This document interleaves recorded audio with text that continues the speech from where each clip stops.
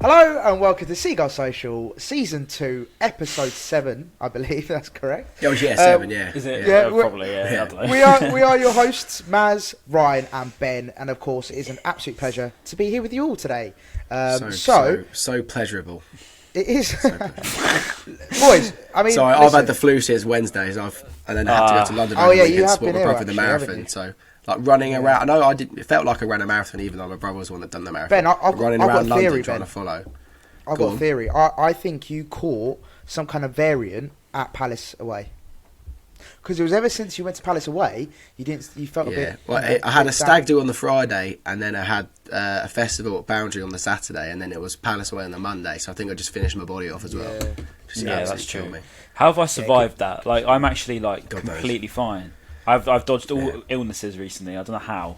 So this is going to be famous last words when I inevitably Ryan, die. Maybe you're the vaccine, Ryan. Maybe you are. get to Norwich and then just die. Like some illness that I contract somewhere. The super spreader. There's a lot of stuff going around in Norwich, isn't there? Fuck's sake. Right, anyway, swiftly moving on. Boys, listen, we go into the international break, 6th in the league. Now that is, let's just talk about that. I mean, Ryan, let's kick it off. It's not too shabby Alonso, is it? It's not too bad, is it? It's all right. It's all right. I like that one. Yeah, not too bad. I think Arsenal-wise, we should have won that game. I thought I was absolutely soaked all the way through. To be honest with you, by the time I still feel. What? Because you're watching Mark Cucurella? I still feel drenched thinking about that game. You know, it's just like in your socks. Like it just wasn't. Oh, wasn't mate, fun, don't. No. Yeah, mate, that weather was horrendous that day. Oh, mate, I was drenched in a nice warm pub that I managed to find, Ryan. Trust me. But yeah, though the game-wise, I thought we played pretty well, considering the conditions as well. To be fair, we played some decent football. I thought, if anything, it was probably some of the nicest football we've played this season. I was going to say, I was so happy with the performance. Performance was unbelievable. Yeah, we played them off the park, really. And I put a tweet on about that, something like that. I said we played Arsenal off the park or something. And I had all the Arsenal fans bite into it saying, "Oh, where's the trophy?" Raining. Or like, it was raining. He was like, "Oh, you're celebrating a draw or something." And I was like, "I'm not celebrating a draw. I'm just saying we played well. Like we were allowed to play well and draw the game." Exactly. So I didn't get those bites at all, to be honest with you. But yeah, I thought we played well. We deserved to win. I mean, the amount of chances we had, it felt like last season, in my opinion. Like, it literally so many flashbacks to last year. XG heaven, wasn't it? As well. Yeah, it really was. So but deserved a lot more. Cucurella, what a player he is. He's just different level, isn't he? He really is. Cuckoo baller. Really that's what I need to start calling him. Cucurella. Yeah, he is a very good player. He's the boy, mate.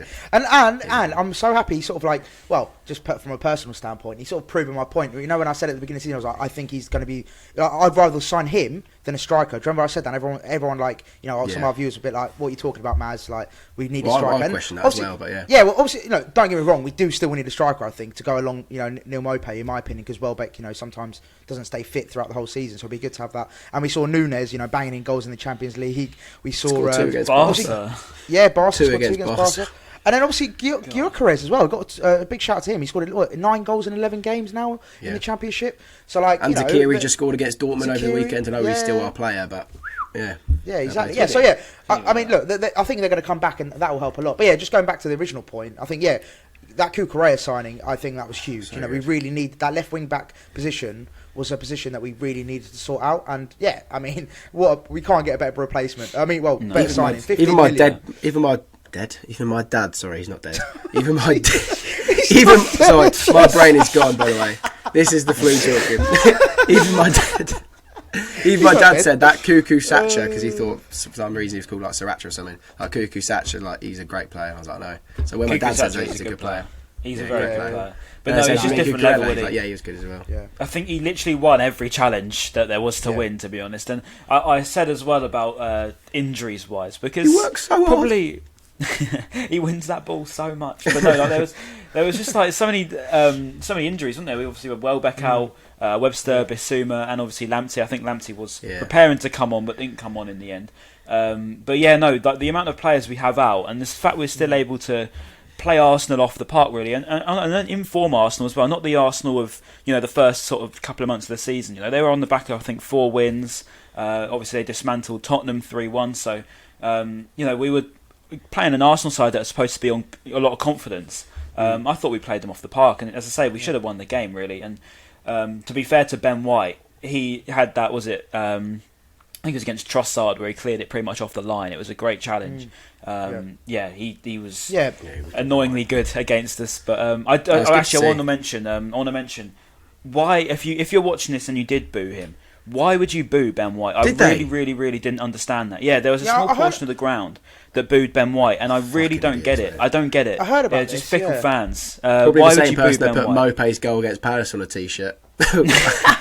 Yeah, true. That was that was so embarrassing, annoying, wasn't it? To be fair, I mean that's funny, a but shambles. why did you do that? But I did hear about that, Ryan, and it's obviously you were in the ground, so you would have heard it as well. But I heard about that, and I was so confused. Like Ben White, and we've said this multiple times, haven't we, on the podcast? All of us, we've said that why would you boo Ben White? He's gone off to try and better himself. He's gone to they are £50 £50 million, £120,000 a week. Like, who's saying no to that? I mean, I'm not being funny. I'm taking that. I'm leaving Brighton to go for a £5 million payout. And we've got £80 million Shane Duffy playing for us now, who made like two unbelievable. We'll get onto it. But he made two unbelievable challenges.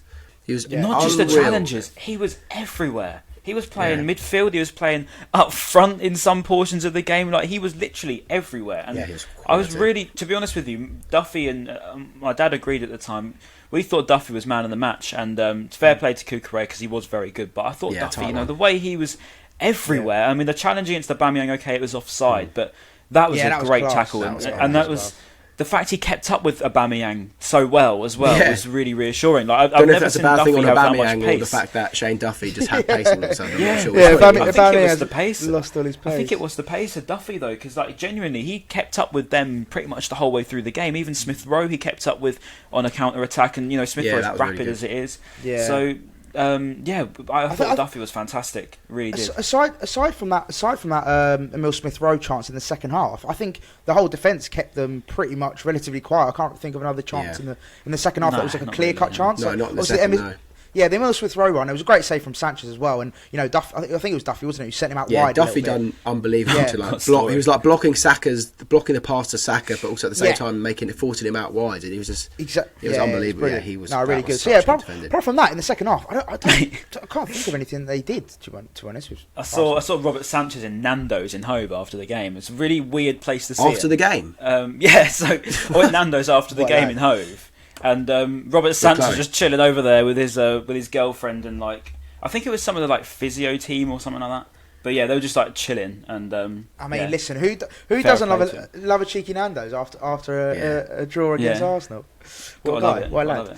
Just going back quickly as well.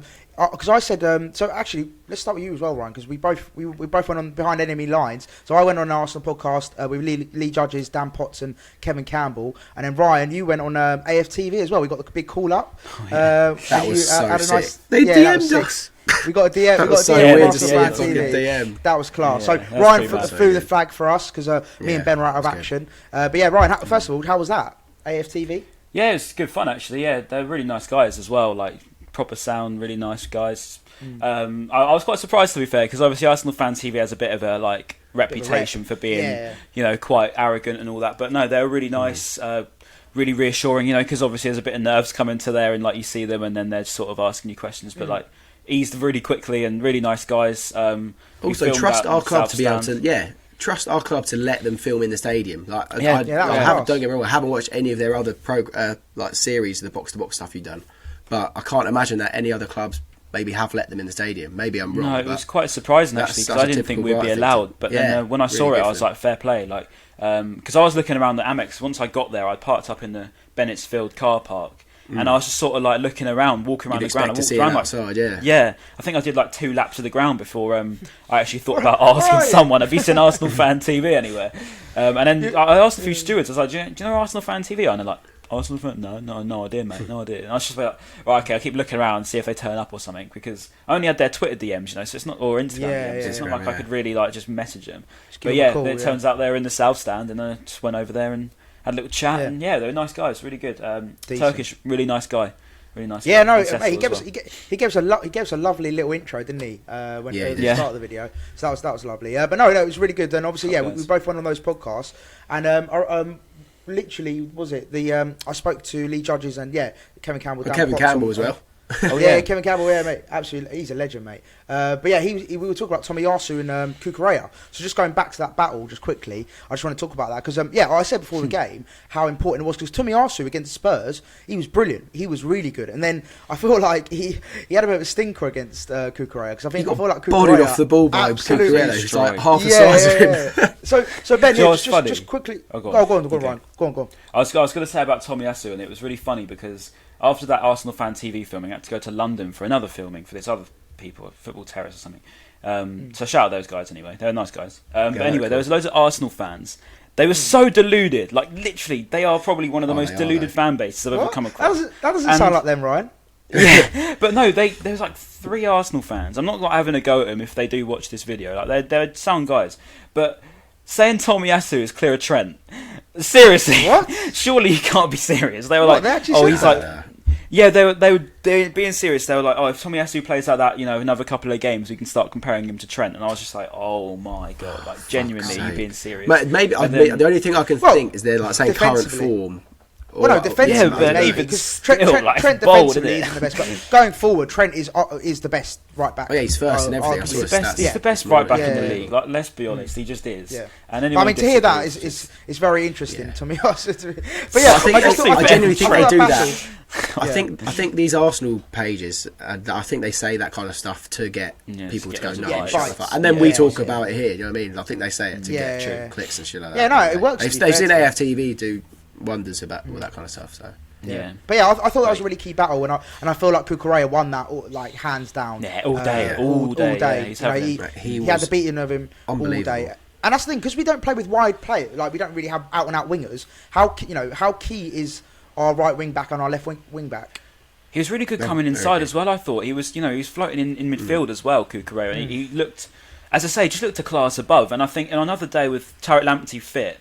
Because I thought not yesterday, a couple of days ago, it was just crying out for a Lamptey. Because if you had both of them terrorising either side, I thought we could have really destroyed him there. But yeah, it's a shame we couldn't see more of him. Sarmiento on the bench as well. Talking of Lamptey, Ryan. Talking of Lamptey, I like even the last 10 minutes. I was thinking this in my head. I was like, just chuck him on for the last 5-10 minutes. Like, imagine the pace and how much he could really just. Hurt that back line, especially who's their left back? Tierney. I know he's not slow by any stretch. However, like having Lamptey go up against Tierney for that last 5-10 minutes. The Trossard had the better of Tierney a couple of times as well. Exactly. Imagine those conditions. When it's like raining like that, slippery. Tariq Lamptey just in behind. Like I think for the last 10 minutes, why didn't he just chuck him on? I know obviously maybe he's trying to ease him in. Yeah. I would have liked sometimes you just want to go for it, but then I suppose at the same time you think, how long's he been out for? Like 8 months, 9 months. So I can sort of see both sides. I swear, going to be approaching a year soon, isn't it? Yeah. I swear. I think you're right. But yeah, if you think about it, like, do you remember when we chucked Izquierdo in just that little bit too early, and it just finished him off? So I don't think I can sort of see I can see the worry because we basically ended Izquierdo's career by chucking him in too early. So. I can see both sides, but yeah, at the same time, for the sake of 10-15 minutes, you'd like to see him just take that gamble and think, if it was him and Cucurella on either side, you're looking at, some serious chances being created. But I really like the dynamic that March offers on the right wing back. It'll be like an inverted wing back. Like that's something you don't really see too often, and it adds something new to our game. But I did like Solly March playing right wing back, and it's good that he's not just. They're going to be playing on the left. He can come on and have a good impact. He had really strong. Good impact, didn't it? Yeah, really strong when he come on. Like he had a lot of pace about him and all that sort of thing that you want to see from a winger. But the only thing that always lets down with Solly March is because we all know he's capable of it. It's just his shooting, and he's so capable of banging in 25-yard screamers, but it just doesn't happen enough. And like he gets into these positions, takes on some players, gets into the position, but then his effort's always so tame. It's like. Get a bit more power behind it, but because we know he can do it. Do you remember he had that one chance, Ryan, in the second half where I think it was quite late on, where he should have passed. Yeah, and he should have passed, in my opinion. I was like, pass. Like I think it was Trossard on the edge of the box or McAllister, and he could have literally just laid him off on the edge of the box, and instead he just shot and he just absolutely skied it. And I was like, that's just one little moment. Yeah, I was like, one moment. I was like that decision making. I know. I think off air you was talking about Dan Burn. You think that was your biggest moment, but for me, my biggest moment was the Trossard put the ball over. Oh no, Alexis crossed it to Solly March. He headed it across goal, and Ramsdale pulled off. Oh, I've slated Ramsdale a lot, but he pulled off an unbelievable save to parry it because Neil Maupay was going to tap that in. Yeah, I remember that. That was one of the best saves I've seen for a long time. Ramsdale turns into Neuer against us. Do you remember, like, for Bournemouth, when he was, like, unbelievable? And for Sheffield United as well. He always just turns into, like, prime Manuel Neuer whenever he plays against them. But yeah, fair play to him. That was a class save, that. I mean, I don't know how he even reached that. He was pretty good, to be fair. Ramsdale. I thought first half he was a bit shaky, Ramsdale, but then second half he was... When he pretended to be knocked out. Remember Dunk, when he blazed it over the bar, he pretended to be, like, knocked out on the floor because Duffy kind of clattered into him a bit. Fumbled the ball a bit. I wasn't sure what was going on there. I thought like Dunk was completely out of it because I was like, oh god, what's happened to him? But fair play. That was a good opportunity. I don't know if it went in. Maybe it would have been given as a foul. I don't think it would have because I think he did genuinely drop the ball and then Duffy made the tackle. So that was a big sitter for Dunk. No, definitely. And also, talking of sitters, let's talk about Dan Burn because I've again I think I say this every week, but I've been his biggest critic in the past. But I honestly I have to give him his credit. I thought him, for me, like the three standouts were Cucurella, Dan Burn, and Trossard, amongst and Duffy. Like basically the whole team were brilliant. The whole team were brilliant. However, let's focus on Dan Burn because he had that sitter, didn't he? Which in my opinion was a sitter where he headed it over the bar. But aside from that chance, I thought he was brilliant. He didn't really put a foot wrong. Ryan, what do you think of his performance against Arsenal? Dan Burn, again, he's done it again. I think against Palace he was really strong, I thought, first half. I thought he was really unlucky to get subbed off because he was winning everything. And obviously he had those two moments against Saka in the first 15 minutes where Saka literally skinned him twice. And I was thinking, oh God, have we got like a Dharma Traore moment coming on here? But yeah, since that, obviously Cucurella was really beneficial for Burn. I think he sort of covered him a bit, especially to begin with. But then after that, solid. And apart from that chance where you would have liked to see him score, that's got to be hitting the back of the net. Which, by the way, what a ball from Dunk! That was perfect delivery. What's you wouldn't see any centre backs. 50. I know FIFA in the Bible we say it all the time, but you've got to be joking with the passing. How many centre backs are going to swing in a ball like that? That was ridiculous. The swerve on it, inch perfect. But you just want to see anyone else but Dan Burn probably on the end of that. I mean, if that was Duffy, that's going in the back of the net. But tallest bloke in the Premier League is probably the worst. Can't head of the ball. Ryan, you say that. To be fair to Duffy as well, he even, by his own admission after the game, he said that he should have had a hat trick when he had his post-match interview. He had two or three some solid chances, and also as well the last minute as well. I know we got this as a talking point. There's a penalty shout right in the dying minutes. I think it was 92nd or 93rd minute where Gabriel appeared to pull him down. Now I watched a few replays. It's a tough one. It's not a stone wall in my opinion. However, I can see a case being made because he does sort of have his arm entangled with Duffy, but I just felt like it was a bit soft.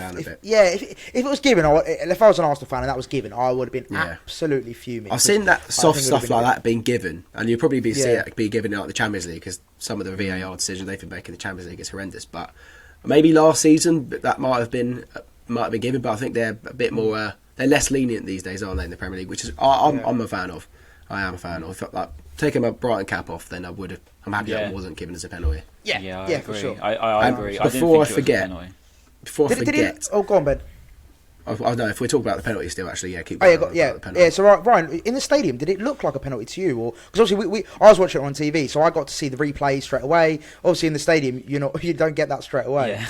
I didn't think so. Obviously, we go penalty ref, but the reality is I don't know. I when I watched it back, I only watched it back yesterday, to be honest with you, and I didn't think it was a penalty. I thought that was really soft, and I agree with Ben. I think I'm glad that they're not giving these really really soft ones, and maybe some people were saying we were robbed, but we look at Leicester, we got away with it big time there. So I'm not going to go complaining about referees and VAR at the moment because we've had a bit of luck on our side recently. But go on, Ben, what are you going to say? I was going to say, obviously, I was watching Jakub Moder in the first half and I was thinking he's been playing unbelievable.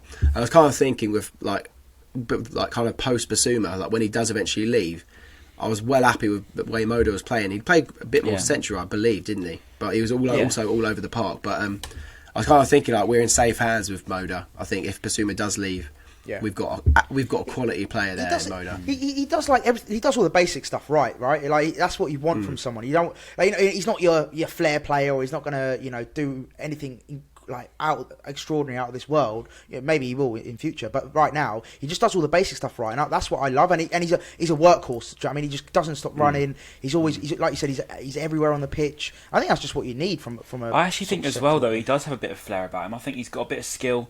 We saw against England. He's very technical. When he skinned Walker, he completely left him for dead. And I think he's got that in him as well. Like, we've seen it a few times. He goes in these little runs and always seems to keep the ball next to his feet. But yeah, I agree. I think Modo, he's got a lot of growing time as well. He's only like 21, 22. So the amount of time he's got on his hands, I mean, Bissouma's like 24, 5.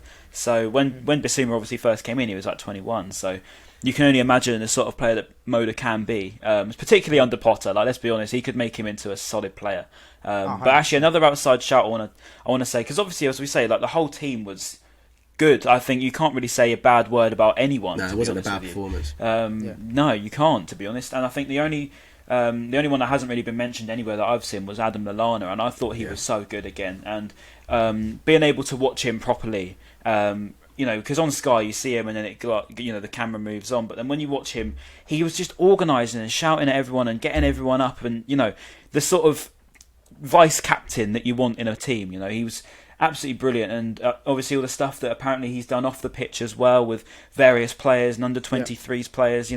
He seems like such a top guy, and you can see that on the pitch as well. I think he's someone that's really heavily respected, and you can sort of see that it shines through on the pitch, and he's got the class to go with it as well. He's obviously been there and done it in all these different competitions. But I thought Lallana was, again, basically a second captain on the pitch. He links up with all of our creative players so well. He is the pinnacle of our. Always picks the right pass as well, doesn't he? He never puts a foot wrong at the pass. He just seems to see something that no one else does, and I think that's what's so good about him. But I think that's the key difference, Ryan. Like in the Palace game, so we saw the difference where we had Lallana. Who's the starting three in the midfield? Lallana, Gross, and Gross, and someone else fairly attacking, wasn't it? Moda? Yeah. Was it Moda? No, Moda didn't start against Palace. Moda didn't start. Anyway, I thought you were talking about Arsenal still for some reason. No, sorry. The point I'm trying to make anyway. So the three we had in the midfield for Palace, in comparison to the three with Moda, though, wasn't it? It's just Lallana and Gross. Yeah.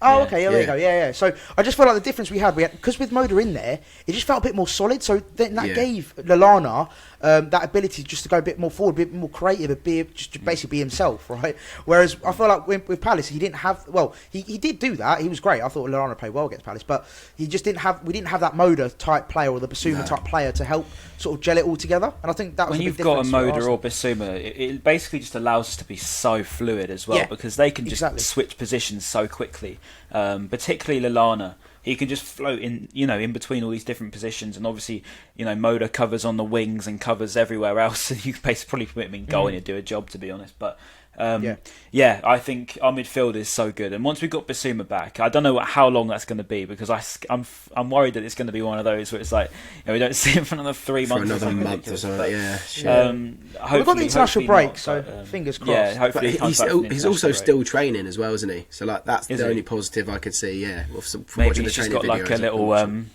like a little knock or something that's just taken a bit longer, but I don't know. We'll see. And it was only Arsenal, wasn't worth risking. Should be beating teams like Arsenal. Should be. I actually put that on, didn't I? After I was like, because I saw Sam quoted it. Now Arsenal. He said that keep talking or something like that, and they got like 200 likes. Mate, they got so triggered, didn't they? So I quoted it again at full time, and I was sat on a train. I was just like, I stand by what I said. We should be beating teams like Arsenal. The thing is, let's even being biased, obviously we're all Brighton fans, but I don't think anyone could really argue against that we were the better team. I think if you actually have to really say who was the better team, I think 9 out of 10 people, if you were not biased, you would say Brighton were the better team. I don't think. That's what was annoying me about Arsenal fans, and they were saying, "Oh yeah, we were really poor.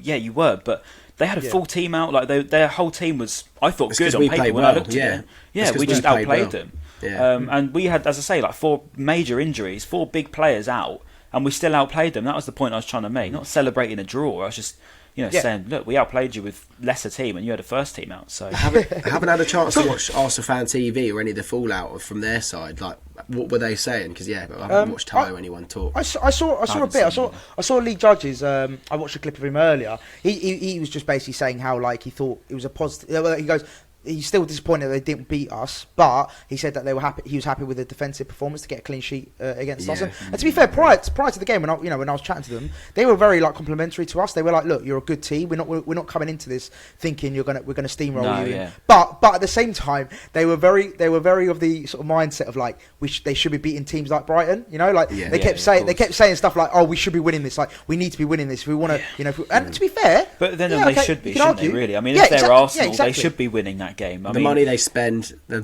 club that they are, 100%. They should be, but they should be beating 100%. teams like Brighton, but unfortunately, it doesn't work like that. But no, I thought we were good. So yeah. No, definitely. And also, we were talking about celebrating a draw, Ryan. Just quickly, it was funny yesterday. Palace yesterday. You guys came from 2-0 down, and you drew 2. Fair play. Great comeback. Good fight. At home to Leicester that we beat. Yeah, at home to Leicester. Yeah, we beat. And then you guys celebrated a draw whilst you were having a go at us, apparently, for celebrating. So that's what I'm going to say on that one. So, there you go. That's by the way, our draw was so much more like dramatic. It was a 95th minute equaliser, a lob over the goalkeeper without having a kick in the game pretty much the whole way through. And then I think their against our bitter rivals. Their equaliser was in like the 67th minute at home to Leicester. Yeah. Who again we beat. At home. They didn't go push on, did they? So no, exactly. Rubbish. But no, just thought we'd throw that in there. Right, boys, I've got a bit of a topic as well because again, it was something that was brought up in the previous podcast with Arsenal fans. It'll be interesting to get you two, all of our points of view on it. So I was asked this question, and I thought I'd ask it to you boys because I thought it was quite an interesting one. And we'll start with you, Ryan. So they asked me, do you envisage Graham Potter being here? Until after this season, so at the end of the season, do you envisage him giving us another year or beyond that? Start with you, Ryan. Yeah, definitely. I mean, unless it's a big club and it's a top 4 club, he's not going anywhere. 100%. I don't see him going to Arsenal. I don't see him going to Tottenham. He's already rejected Tottenham. I don't see him possibly Leicester. Leicester's one that could sway him. I could see that. Because I don't want to say it would be a sideways step because it's not a sideways step. It's a bit of an improvement. But I feel like if he would leave, it would have to be a much bigger improvement. It would have to be. I think. I think the one club that's probably the one that I think is Man United. Because obviously if they get rid of Ole, I don't think there's many tacticians out there that's going to suit our United squad, which is one of the best in the league. Managing Ronaldo. But then that's the only thing I think. I think Manchester United are the only club that would take him away. And if they did, they would be lethal. I don't think they're smart enough to do that. Those clubs aren't smart enough to make. They just go for. They do the merry-go-round. They'll get Ancelotti or Conte or something like that. They just do the merry-go-round. 100%. Embarrassing. And that's what I really respect with Tony Bloom. Sorry, Ryan, just quickly. That's what I really respect with Tony Bloom and the higher ups. The fact that they gave Potter after he did well at Swansea, but he didn't really he wasn't the top of the table. He wasn't, top 4. I think he was sort of languishing like sort of 7th or 8th with Swansea at the time. I think he was, and it wasn't exactly like he was like this superstar manager, but he was still, we sort of took a tiny bit of a risk on him, and he came with an identity. He had he built something at Swansea, he built something at Östersund. He's had a track record of really building out of teams that aren't exactly amazing, but built them an identity and made them play really good football. So I think a lot of credit has to go to Tony Bloom and the higher ups for not going to like a Sam Allardyce or like a David Moyes type manager who's a proven Premier League manager, so to speak, and we actually took a bit of risk on him.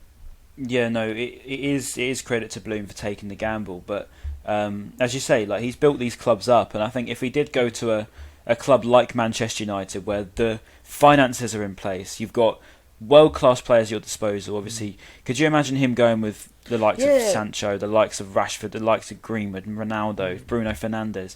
They are some of the best players in the world.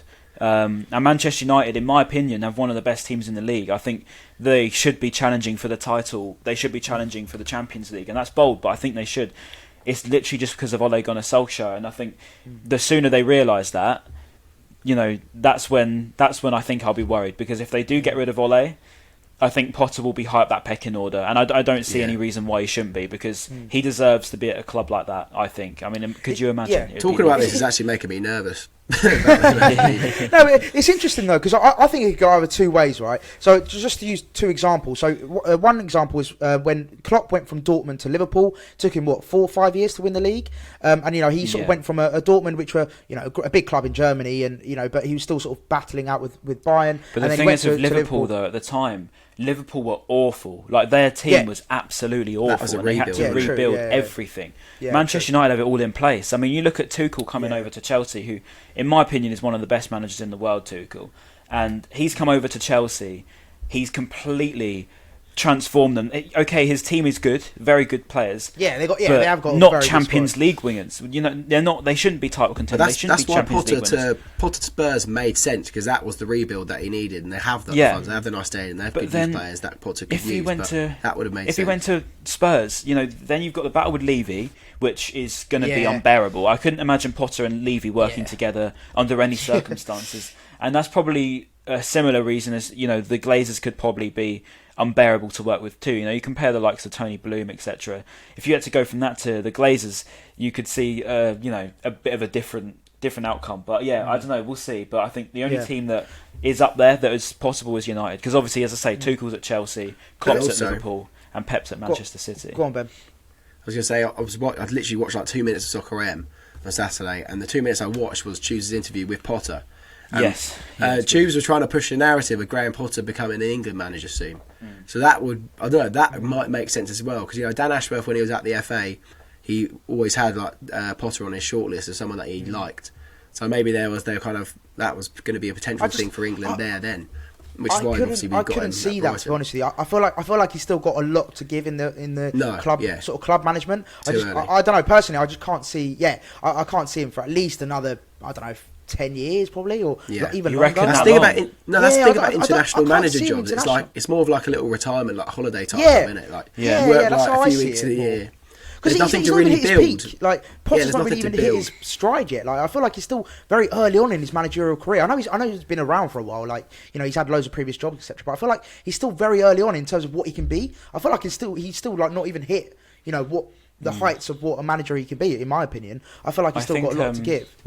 The only thing is with England is, say in the World Cup we flopped, and Southgate got the sack. In an imaginary world, say that happened, because that's only next winter, right? It's not even far away. So say that happened, who else is there to take? I mean, there's you only want an England part two. Sam Allardyce part two. You only want an English Lampard. manager. You're not going to take a foreign manager at an England job, apart from Fabio Capello, which is a weird one. And Sven. Sven, you're on Ericsson. Sven, Ericsson. Put some respect on Sven's name. But Bertie Shags. I should know we can't say birds anymore. It's not politically correct, for fuck's sake. Yeah, you're not allowed to say that anymore. Also, as well, just going back to the football anyway.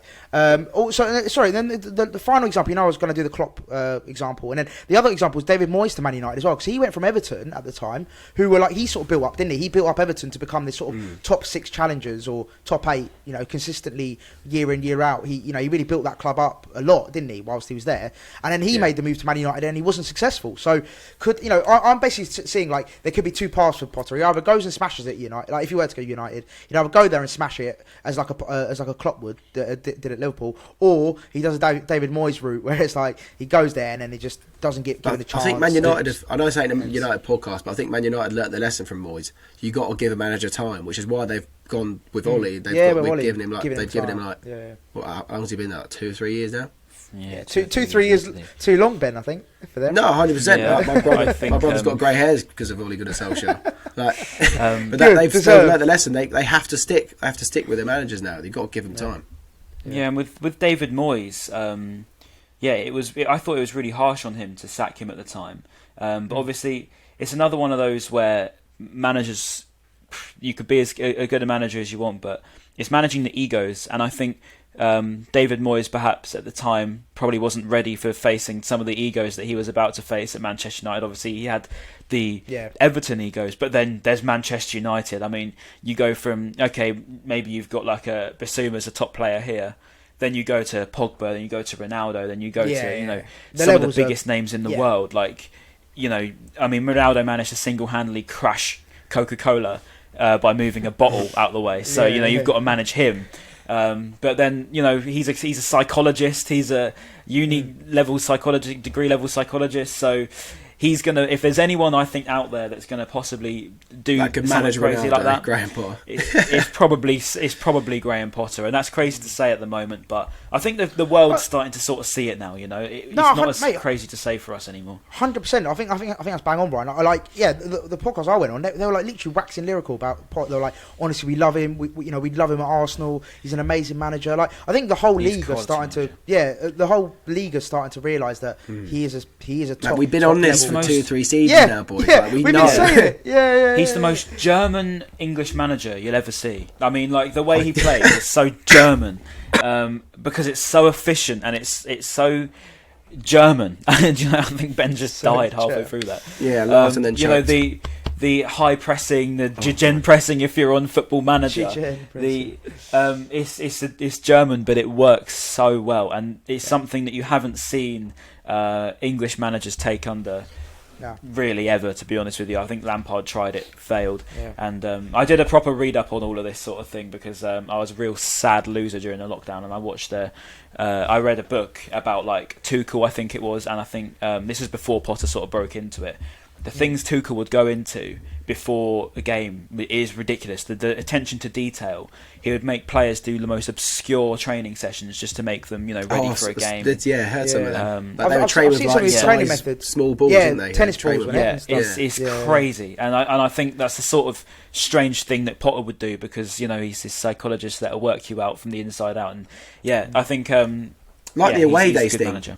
Like that still baffles me, the fact that we have to meet at a hotel for home games and to pretend it's an away day. It's obviously working now, which is great. I mean, he did that last season, didn't it? Was it last season? Yeah, I think they still do it though. They do. I saw them turning up on the bus, and it's just unusual, isn't it? That's mad. Well, just to summarise this whole segment then about Potter. Look, I think we can all agree that we don't want him to leave, but we're all realists, aren't we? We all know that this day is going to come someday. As I say, I think there's one club on the market for him, and it's Manchester United, and whenever that will be. But when it happens to Ole, I think it's more of a matter of when and not if. But then I'll be a bit worried. But other than that, no concerns over anyone else. Yeah, and he's the boy anyway. Right, and then so going into the international break, boys. Obviously, we all hate it, and it's going to be a boring international break as per usual. However, after that, we have got Norwich, so we might as well review Norwich whilst we're here. So I'll kick us off. To be perfectly frank, going into the game again and talking about on paper, this should be a pretty straightforward. Yeah, 5. I was going to say 5, right? No, 5. Repeat it last time. I don't want to jinx it. However, going into it, I think Norwich, they're not having a great season, are they? They're not very good at football, are they? Let's be honest. They're not at this season, especially. So but they're not pointless anymore. That made me laugh when you said that they're literally pointless in the Premier League. They've actually got a point. They're the most pointless club, but they have got a point now. Yeah, they have. They've got. So this is what's crazy, right? And it's just come to my head now. The last time, do you remember when we played Norwich at the Amex in that promotion era?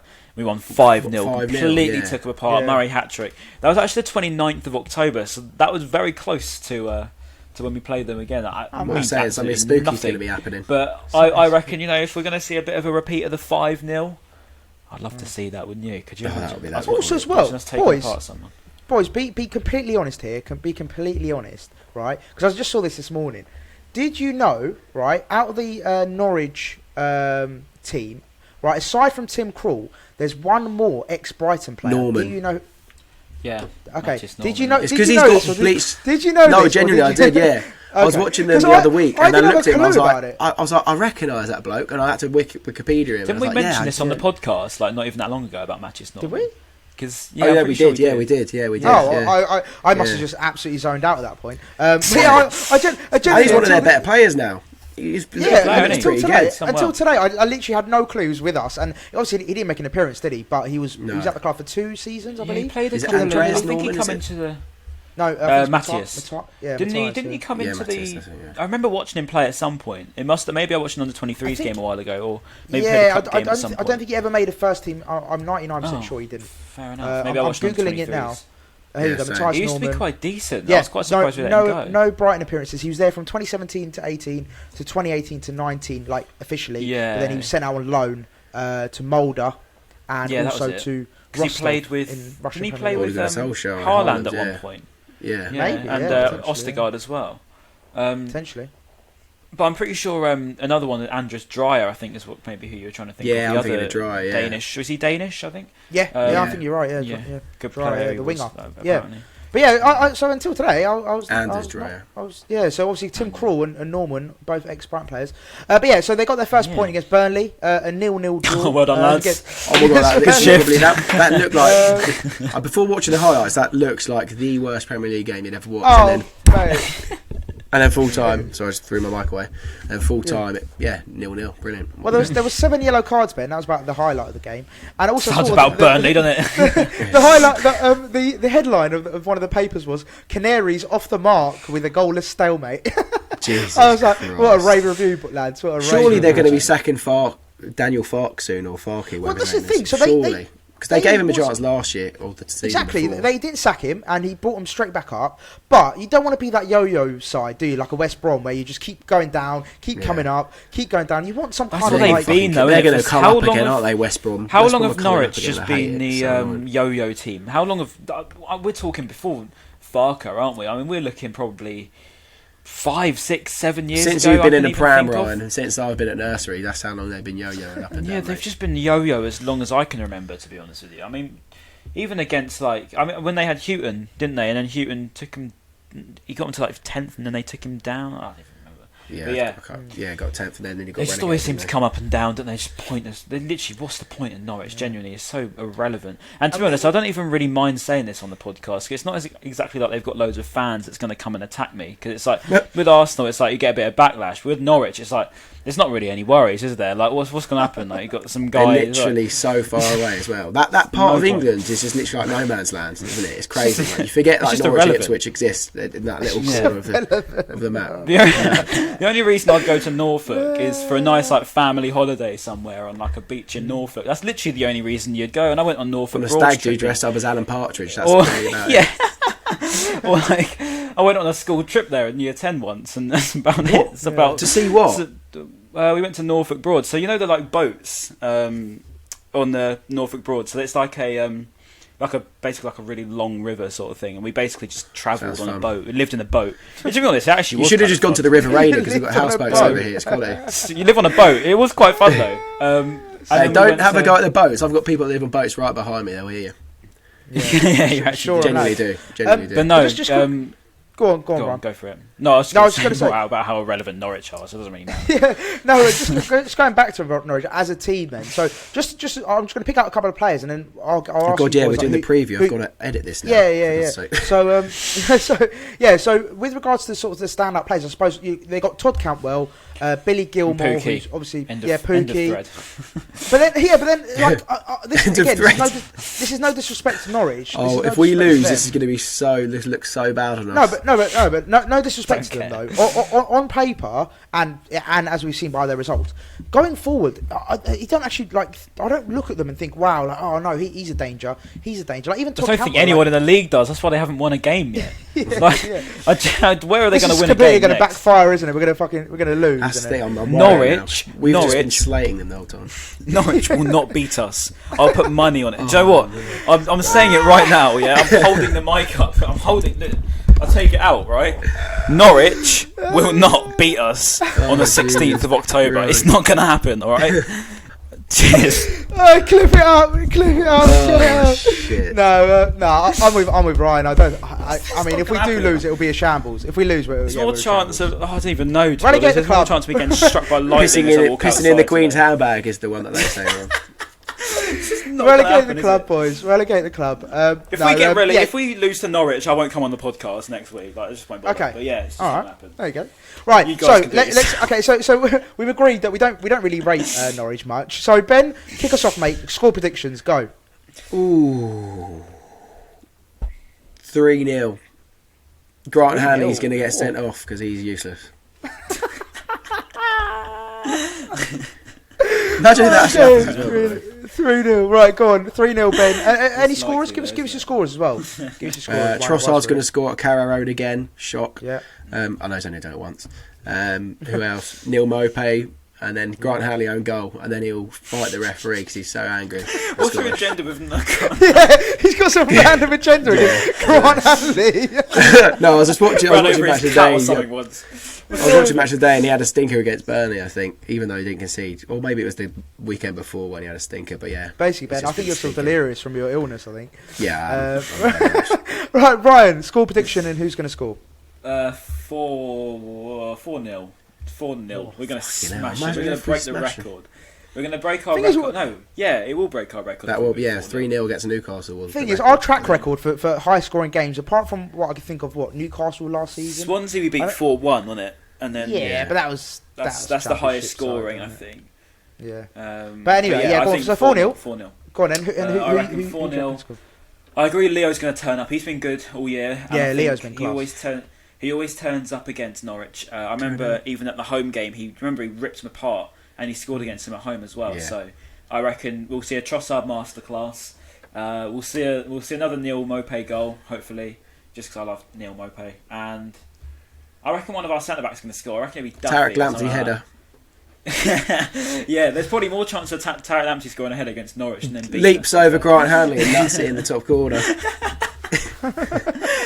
So yeah, I'm going to say Duffy. Like one of our centre backs, I reckon, is going to score. Yeah. I something like that. Well. 4-0, all right. I reckon. 4-0, love that. All right. Well, listen, boys. I've just done a little I wouldn't say research because that's not really giving myself justice. I looked up Todd Campbell's Instagram. Yeah, no, I looked at our previous results against Norwich. Now, obviously, when they were last up, we beat them both home and away. You were right. Leandro Trossard 1-0 win in the away tie, and then at home you beat them 2-0 again. Trossard scored, as well as big Shane Duffy scored as well. Yeah, so that's 2-0. Duffy, from a However, do you remember this? I don't know if you boys remember this game. We lost 2-0 against Norwich in the Championship in 2017, and Stockdale scored 2 own goals. Yeah, do you remember them? They come off the post and hit him in the back and went in. That happens to us all the time. So, anyway, so aside from the 5-0, they've all been quite tight games, and I'm going to go with another tight one. I'm going to go with a 1-0, and I'm going to go with Trossard again. He's going to make it a hat-trick of games against them. So I'm going to go 1-0, Brighton win, Leandro Trossard. No goals for Norwich. Well, I'll be going to Norwich away, so I'll keep you guys updated. Let us know how bad they are. I'll be riding horses by the time we've spanked 5 past Grant Hanley. I'm a jockey now. I'll take you on the lovely trip to Norwich. Said no one else. Away day in Norwich. It's a great. I've always wanted to go to Norwich because it's literally like a train to. I mean, Jack Albion will be able to tell us because he works on the train lines. I think it's like you go to Cambridge and then to Norwich. And it's like a well good little train journey. And just it'd be quite chill, to be honest. Just a nice little train journey up and try and meet Jack Albion again. I saw him. Meet him. Saw him in the last game. I didn't realise he sits in my block of W3D, I think he said, or close to it. Yeah, I didn't even realise he sat in the West Up. I've only ever seen him drunk in the North Stand before. So fair play to him. Everyone's drunk in the North Stand. Brilliant. Right, boys. Well, that I think that was a good little summary. I think. Well, apart from us just absolutely slating Norwich for about 10 minutes. That was quite a good little. It's deserved, to be fair. Like as I say, there's no point in that football club. Yeah, I mean, look, when they've got no fans to attack me, so it's fine. Yeah. When a team's only picks up 1 point all season, I think it's fair for us to criticise or give some kind of negative feedback. The only point in Norwich is the fact that they've got 1 point in the Premier League. Exactly. Their only point is against Burnley, and that's literally it. Right, comments down below. Comments down below. What are we going with, boys, this week for the YouTube viewers? What is the point in Norwich? Yeah, that's it. What is the point in Norwich? That's what you got to write. Type it in now as we speak. What is the point in Norwich? And press send. Alright, if you're watching on YouTube, please comment down below. What is the point in Norwich? And if you're a Norwich fan watching this, we're not sorry. We can't wait for the 3 points. I'd say it's time to apologise to absolutely nobody. Right. Okay, boys. It's been another cracker. I think we've been on a bit of a roll recently. I feel like the vibes have been immaculate recently on the podcast. Winning games, aren't we? That's the thing. That does help, doesn't it? It does help when we are winning and doing well. I think the vibes are much better. But we hope you all enjoyed listening and watching. If you're watching on YouTube, of course, please do hit the like and also comment as well, and of course subscribe if you haven't already. Again, it means a lot to us. I really appreciate it, and of course keep streaming Apple and Spotify and all that good stuff. And yeah, I think that is it. Ben, it looks like you're about to say something, but I don't know if you are. I was about to say something. I saw someone, I watched the Fellas podcast with Cal Freezy and Burnt Chip, and to get people to review on their Apple podcast, they said, if you write a funny review on Apple Podcasts and rate us 5 stars, we'll post it on Instagram. So if you want to give us a review, 5-star review, like write a funny joke or basically roast one of us or all of us, and we'll put it on our Instagram story. I love that. I love that. Yeah. As just to echo what Ben said, if you are listening on Spotify and Apple, please do leave a review, 5-star review, and give us your best joke. We should say this at the beginning of the podcast when the most viewers are listening. Just be like, it's not bad. We're only talking to a couple of people right now. Thick skin. Just one person still listening. Our retention rate and watch time is 100% every single episode I check. Look at that. Unreal. Well, listen, we appreciate all the support. Everyone who tunes in, listens, watches on YouTube, whatever. We love you all, and we hope you enjoy it as well. So do you know, boys, actually, I'm going to say it on air, so it's sort of like we have to do it kind of thing. I was thinking, you know how we did like an all-time Brighton 11 sort of episode in the last international break? I reckon we should do like a fun kind of episode in this international break. So if you have any ideas, any suggestions and ideas, DM us on Instagram or comment on YouTube. Let us know if you want any kind of segment idea, and we'll do it during the international break. We might have a guest actually, mightn't we? Oh, maybe, yeah. We'll Ryan, remember? We won't say his name, but remember. All right, we'll sort it out after. Yeah. Anyway, we're talking to someone who's got a memory of a goldfish right here. So right, boys, it's been an absolute pleasure. We love you all, and we shall see you next week. Peace, love, and techers. Is that what I say? Love, peace, and techers. Mate, my brain is fried. Fuck's sake.